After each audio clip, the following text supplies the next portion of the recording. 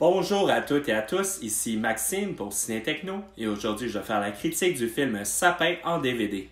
Le film est réalisé par Stéphane Moukarzel et met en vedette Étienne Gallois, Diane Rouxel, Taron Benskin, Thais Ross et Don Jordan.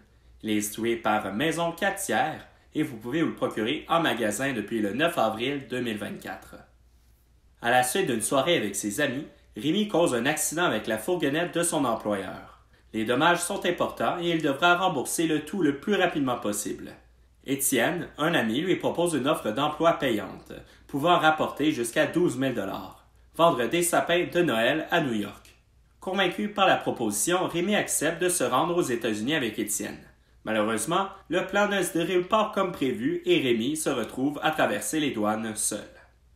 Sapin est une bonne comédie québécoise. Sans être particulièrement drôle, le film permet de passer un bon moment. Comme d'autres films l'ont fait auparavant, notamment Bon Cop, Bad Cop, Sapin mélange les dialogues en anglais et en français. Sans ajouter beaucoup au récit, la dynamique contribue à immiscer le public dans les péripéties américaines de son protagoniste, qui s'exprime dans un anglais très approximatif. Le scénario a été coécrit par Germain Larochelle et Stéphane Moukarzel, qui réalise également. C'est un récit classique où le protagoniste grandit à travers son expérience. Il le fait d'ailleurs en rencontrant sa collègue de travail Laura. D'ailleurs, c'est à travers ce personnage qu'un discours plus chargé est abordé, en véhiculant des idées sur des enjeux contemporains comme l'écologie, le gaspillage alimentaire et la gentrification. Le film se démarque et fait preuve d'originalité en mélangeant toutes ces thématiques à l'histoire de Noël. Cela lui permet de se distinguer du typique long-métrage du temps des fêtes. Étienne Gallois est dans un rôle qui lui colle à la peau, celui du bon garçon naïf et maladroit. Un personnage qui se la croit, mais un peu trop par moments, mais qui demeure profondément gentil et serviable. Diane Rouxel, qui interprète Laura, la partenaire de travail de Rémi, est une belle surprise. Le duo arrive à lentement tisser un lien entre leurs personnages malgré les différences. Moukarzel est ambitieux pour son premier long-métrage, en filmant plusieurs scènes à New York. En entrevue, il explique d'ailleurs que ce ne fut pas trop difficile dans la limite où le projet demeure petit et qu'il ne vienne pas nuire au quotidien de la ville. Cette décision fut payante. Le public est rapidement immiscé à ce coin de rue passant du Bronx, mais surtout à la flore qui compose cet écosystème. De l'itinérant déguisé en Père Noël à la propriétaire du restaurant cambodgien, en passant par les rats des poubelles, Rémi découvre plusieurs nouveaux visages qui le font grandir. C'est à travers eux que le côté récit d'apprentissage du film se manifeste. Malheureusement, le développement de ces personnages secondaires est trop limité.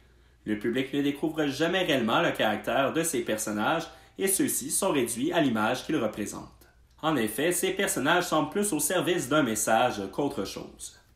Le bémol dans tout ça est qu'avec une durée de 111 minutes, il semble qu'il aurait été tout à fait possible d'aller plus loin, mais le scénario s'aventure plutôt dans des péripéties peu convaincantes impliquant des vols de sapins.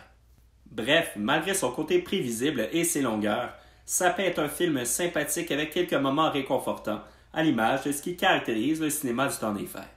Pour un film visant un public québécois, certains éléments caractéristiques de la culture comme la poutine font l'objet d'un peu trop d'insistance. Piste sonore et format l'image, l'audio est en français et en anglais 5.1 stéréo. Pour les sous-titres, ils sont en anglais et en français pour malentendants. Le format l'image est de ratio 2,35 par 1. Malheureusement, il n'y a aucun supplément sur le DVD. Pour conclure cette critique, Sapin est un film amusant, mais dont le scénario est assez inégal. Ce long-métrage québécois a la qualité de proposer un environnement inusité avec ce mélange de comédie noire et film de Noël. Mais le récit manque un peu de punch et finit par tourner en rond. C'était Maxime pour Ciné Techno. Merci beaucoup et surtout, bon visionnement.